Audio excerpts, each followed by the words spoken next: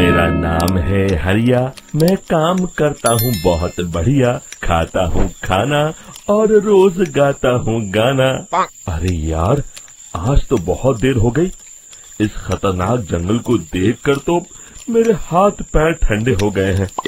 अगर मैं वक्त पर गांव नहीं पहुंचा तो मालिक बहुत नाराज हो जाएंगे। तभी हरिया को एक आवाज सुनाई देती है। सुनिए हरु जी। अरे, ये आवाज किसने दी? तभी हरिया को सामने कुछ दूर एक औरत खड़ी दिखाई देती है। अरे भाई, ये औरत अकेली इतनी रात को इस जंगल में क्या कर रही है? चलकर पूछना पड़ेगा। फिर हरिया अपनी बैलगाड़ी उस औरत के सामने लाकर रोक देता है और उससे पूछता है। अरे सुनिए, आप इतनी रात को इस खतरनाक जंगल में अकेली क्या कर रही हैं? तभी वो औरत मीठी आवाज में कहती है, अरे हरु जी, आप आ गए। मैं कब से आपका इंतजार कर रही थी। वैसे तो यहाँ से काफी लोग गुजर चुके हैं, लेकिन मैं खास आपका इंतजार कर रही थी। अच्छा, तुम सच कह रही हो? मुझे तो यकीन नहीं हो रहा है। वो क्या है ना, आज तक किसी ने मुझसे इतने प्यार से बात नहीं की। हाँ हाँ हरु जी, मैं सच कह रही हूँ। अब देर मत करिए और जल्दी से मुझे मेरे घर तक छोड़ दीजिए। हाँ हाँ, कौन सी बड़ी बात है, अभी छोड़ देता हूँ। आप मेरे पीछे बैलगाड़ी में बैठ जाइए और मुझे रास्ता बताते चलिए। फिर वो औरत हरिया की बैलगाड़ी में बैठ जाती है और हरिया बैलगाड़ी हाँकता हुआ आगे चल पड़ता है। फिर उस औरत के बताए हुए रास्ते पर चलते चलते हरिया बैलगाड़ी लेकर एक काली गुफा के आगे आकर रुक जाता है। हरिया उस औरत से पूछता है, हाँ देवी जी, आपका घर कहाँ है? यहाँ तो एक गुफा के अलावा और कुछ नहीं है। तभी अचानक वो औरत हवा में उड़ने लगती है। देखते ही देखते उसका सुंदर रूप एक डरावनी चुड़ैल में बदल जाता है और वो जोर जोर से हंसती है। अरे तू तो एक नंबर का बेवकूफ निकला।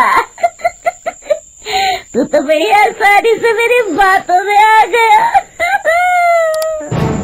अरे मर गया रे, ये तो एक चुड़ैल है। हे भगवान बचा ले, ये तो बड़ी डरावनी दिखाई दे रही है। और फिर अगले ही पल हरिया की बैलगाड़ी में रखा सारा सामान हवा में उड़ता हुआ उस काली गुफा के अंदर चला जाता है और वो चुड़ैल भी उस गुफा के अंदर जाकर कहीं गायब हो जाती है। हरिया ये नजारा देख बुरी तरह घबरा और परेशान हो जाता है। अरे, ये चुड़ैल तो मेरा सारा सामान लेकर गुफा में गायब हो गई। अब क्या होगा? अगर मैं गांव खाली हाथ गया तो मालिक मेरी अच्छी खबर लेंगे। मेरी इस बात का कोई यकीन भी नहीं करेगा। फिर आखिर वही हुआ। हरिया के मालिक चंपक सेठ को हरिया की किसी भी बात पर रत्ती भर भी यकीन नहीं हुआ। चंपक सेठ को लगा हरिया झूठ बोल रहा है और उसने ही लालच में आकर सारा सामान हड़प कर लिया है। फिर हरिया को बेईमान समझकर चंपक सेठ उसे काम से निकाल देता है। अगले दिन अपनी दुकान में परेशान बैठा चंपक सेठ गुस्से में बड़बड़ाता है। अरे, दुकान में तो सामान बिल्कुल भी नहीं है। अब मुझे ही शहर जाकर सामान लाना होगा। फिर वो अपनी बैलगाड़ी लेकर शहर चला जाता है। शहर से सामान लेकर जब चंपक सेठ वापस गांव लौट रहा होता है, तभी उसे एक आवाज सुनाई देती है। चंपक जी, ओ चंपक जी। अरे, ये तो कोई मेरा नाम लेकर मुझे पुकार रहा है। फिर उस रास्ते में हमारे चैनल को लाइक और सब्सक्राइब करना ना भूले ताकि आपको नए वीडियो की नोटिफिकेशन सबसे पहले मिले। वही औरत खड़ी दिखाई देती है। फिर क्या था, हरिया की तरह चंपक सेठ भी उस औरत के पास अपनी बैलगाड़ी लेकर जाता है और वो भी उसकी चिकनी चुपड़ी बातों के मोह जाल में फंस जाता है। फिर चुड़ैल उसे भी अपनी गुफा तक ले जाती है और उसका सारा सामान लेकर गुफा में गायब हो जाती है। बेचारा चंपक सेठ लाचार होकर खाली हाथ गांव लौट आता है। फिर ये उस जंगल में रोज की बात हो जाती है। जो कोई भी शहर से कुछ लेकर गांव की तरफ लौटता, वो चुड़ैल उसे बेवकूफ बनाकर उसका सारा सामान लेकर गुफा में गायब हो जाती। एक दिन हरिया एक लकड़हारे को उसी जंगल की तरफ जाते हुए देखता है। फिर हरिया उसे रोकते हुए कहता है, अरे भाई, क्यों अपनी मौत को दावत दे रहे हो? मेरी बात मानो, आगे जंगल में मत जाओ, वहाँ एक बड़ी भयानक चुड़ैल रहती है। लकड़हारा हरिया की बातों को नजरअंदाज करते हुए कहता है, अरे भाई, मुझे पहले ही बहुत देर हो चुकी है, मुझे जाने दो भाई। शाम तक लकड़ियाँ काट कर शहर के बाजार में बेचना है। तुम अपनी ये कहानी किसी फुर्सत में बैठे इंसान को सुनाओ, मैं तो चला। इतना कहकर लकड़हारा वहाँ से आगे जंगल की तरफ चला जाता है। फिर अगले दिन गांव के मुखिया के घर के बाहर बहुत सारे लोग जमा हो जाते हैं। तभी हाथ में कुल्हाड़ी लिए खड़ा लकड़हारा कहता है, अरे मुखिया जी, अब आप ही हमें बचाइए उस जंगल वाली चुड़ैल से। हमारा सारा काम तो शहर से ही होता है। अरे मुखिया जी, उस चुड़ैल की वजह से तो मैं पूरी तरह बर्बाद हो गया हूँ। हम सबको मिलकर उस चुड़ैल का कोई इलाज करना पड़ेगा। तभी भीड़ में खड़ा वीरा कहता है, आप लोग चिंता मत करिए, कल से वो चुड़ैल किसी को नहीं लूट पाएगी। मेरे पास एक बहुत अच्छी तरकीब है।